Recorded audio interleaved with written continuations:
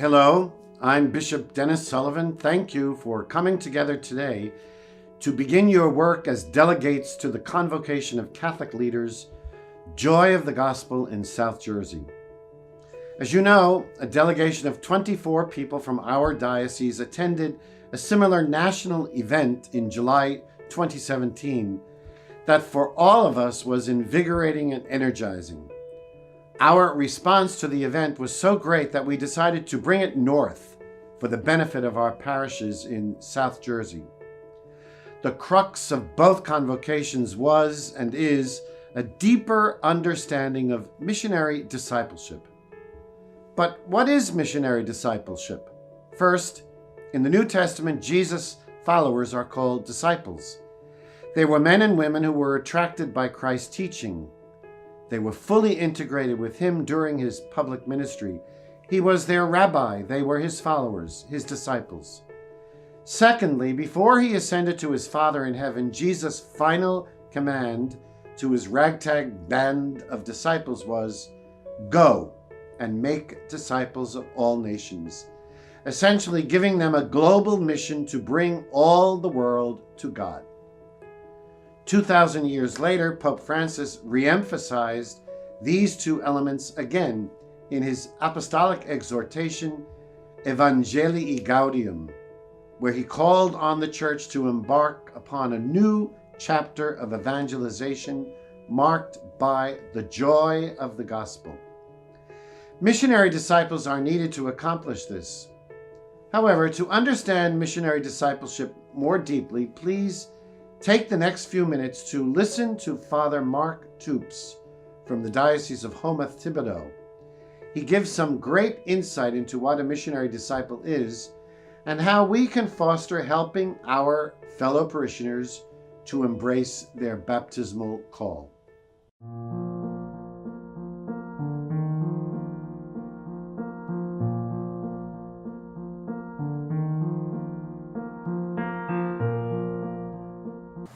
Today, let's unpack what a disciple looks like, and as we gather together again, we can talk about how to make them.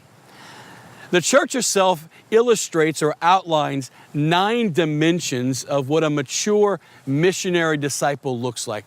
What could be possible in our lives if we gave ourselves to the formation of the church?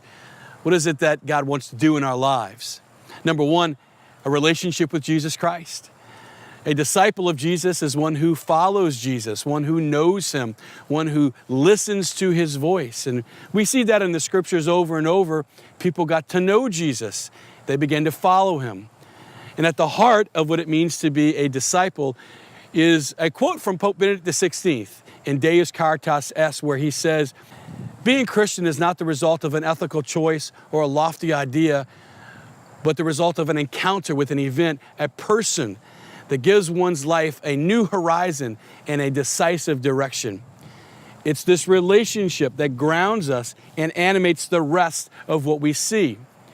Number 2, we see that in response to the relationship, we have had a conversion.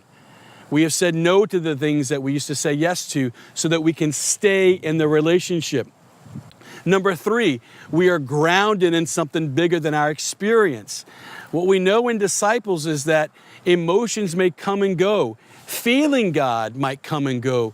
But true disciples are grounded in the teaching of the church so that they are able to stay in relationship with God. We also know that disciples are people who discern the little things. It's the little choices that we make day in, day out, the little ways that God wants to lead us, that we see alive and vibrant in the life of a missionary disciple. Discernment is no longer about the big things in life, but we begin to listen daily to the voice of God, how He leads us day in and day out. We also know that disciples are people who are fascinated with holiness.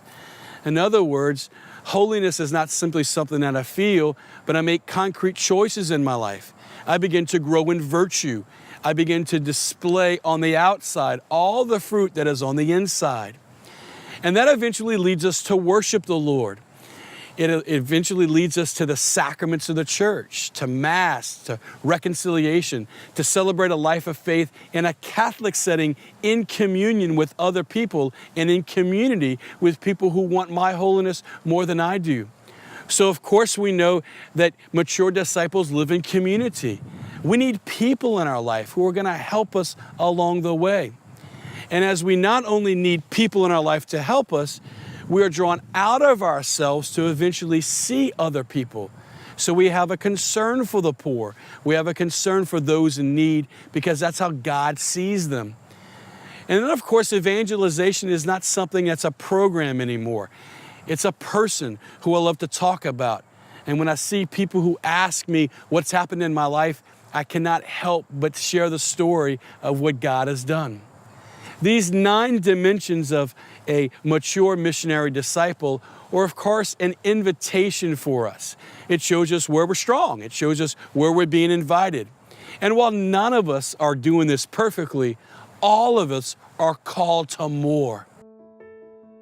Every Catholic is called to be a missionary disciple. Consider the potential effect this could have in South Jersey for our church, where our 500,000 Catholics not only see themselves in this new way, but go forth to the peripheries, proclaiming the mission of Jesus. The church can no longer do business as usual. We need to go forth in a new way, and that way is as missionary disciples. This is not a new parish or pastoral program. Rather, it is a way of living as baptized members of the Catholic Church. Thank you for making the sacrifice of your time and your God-given talents to impact and renew the church here in South Jersey by attending and contributing to the Convocation of Catholic Leaders, the Joy of the Gospel in South Jersey. Ultimately, the success of your participation will be gauged by how good a job we do invigorating our fellow parishioners to bring the Catholic faith from within our church walls to beyond our parish campuses and into our neighborhoods throughout our diocese. May your preparatory work be successful, and I look forward to being with all of you in Atlantic City in March.